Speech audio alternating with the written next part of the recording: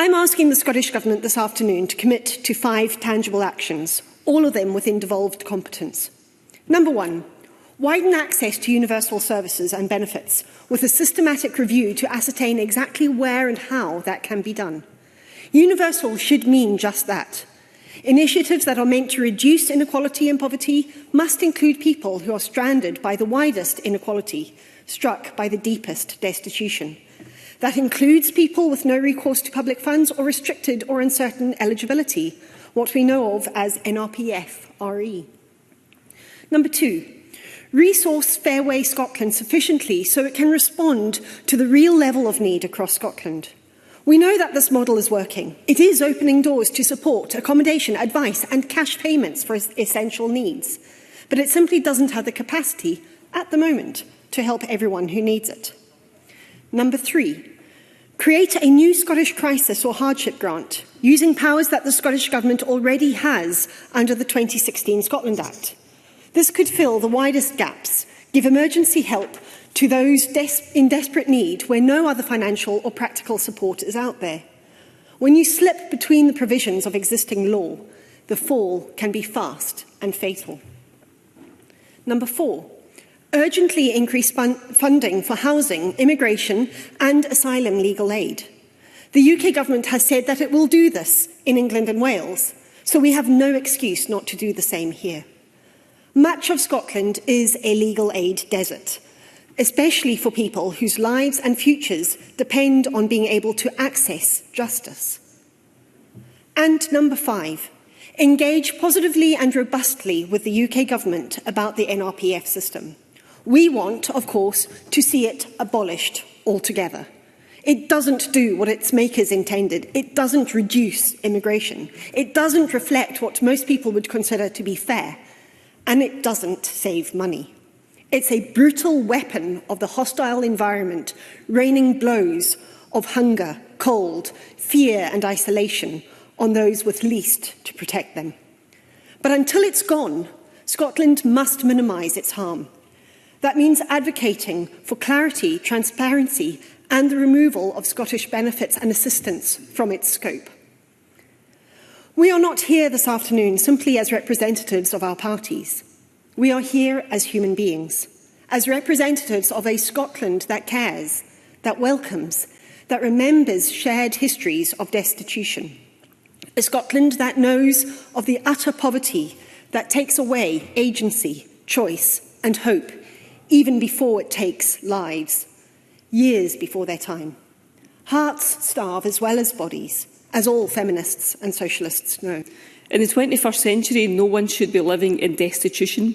But, Presiding Officer, the Home Office hostile environment continues to see destitution thrive.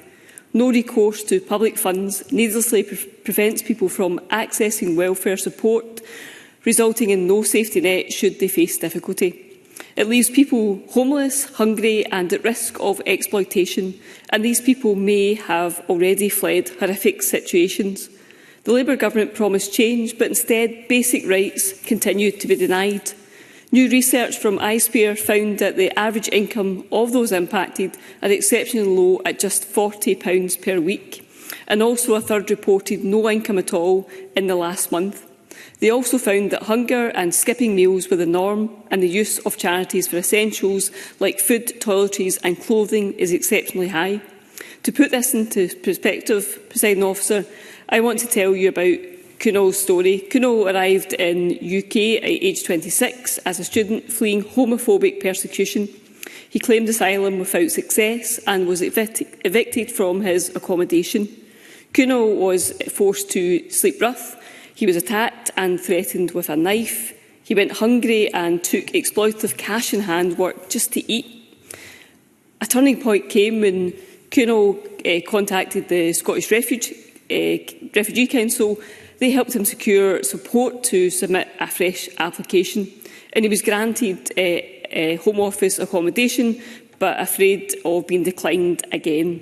Kunal knows returning to his country of origin is too dangerous, but then again he said, "I'm not safe here." This is one of many heartbreaking stories, and this is a matter of justice, of compassion and humanity. No one should be put in this situation, I am therefore grateful and welcome the positive steps the Scottish Government and COSLA have taken to reduce destitution.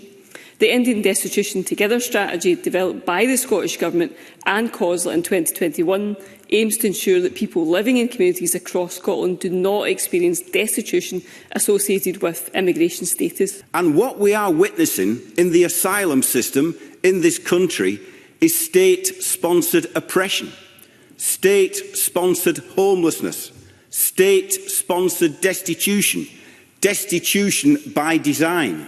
These are deliberate political choices, not public finance or economic choices, but political choices, and those responsible should hang their heads in shame.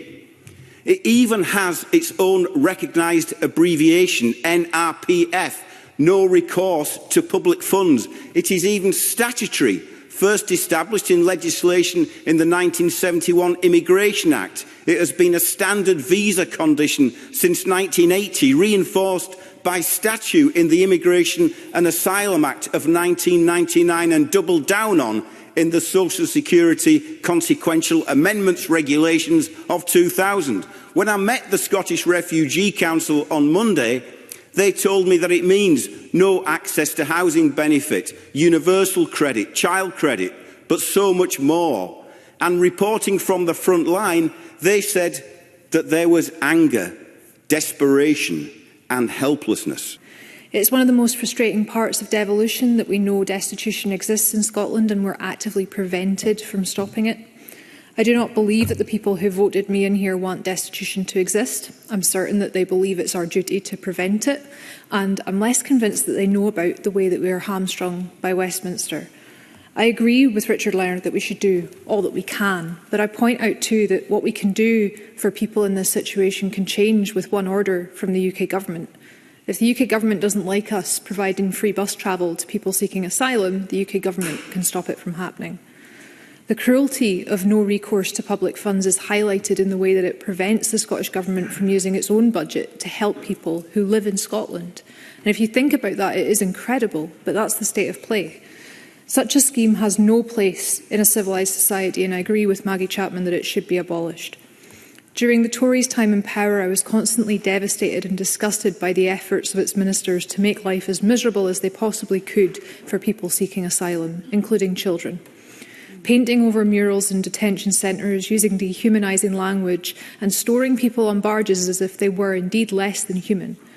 It's gutting that the Labour government now seems intent on giving an appearance of being at least as tough on immigration. And I want to pause just for a moment at my first use of that word. We've all been talking about destitution in Scotland. It's 2025 in one of the wealthiest countries in the world, and we're debating whether to end destitution. That in itself should shock and shame us all. And it's worse still because this destitution isn't merely the result of reckless or complacent economic policies. There's a false but prevalent idea in much of our politics that poverty is a shame, but we can't do anything to really end it. It's a false but prevalent idea. This is worse. This is destitution deliberately created as a tool of policymakers who want this country to be a hostile environment for asylum seekers. And it's been the case for as long as I've been in this place. When I was first elected, the dawn raids that were being inflicted on asylum seekers in Glasgow were a national controversy. And even then, there were those who argued we need a robust asylum system. What we need is an asylum system that is designed to give asylum, to give refuge to everyone who needs it. What we have instead is an asylum system that is designed to turn away the maximum number possible and to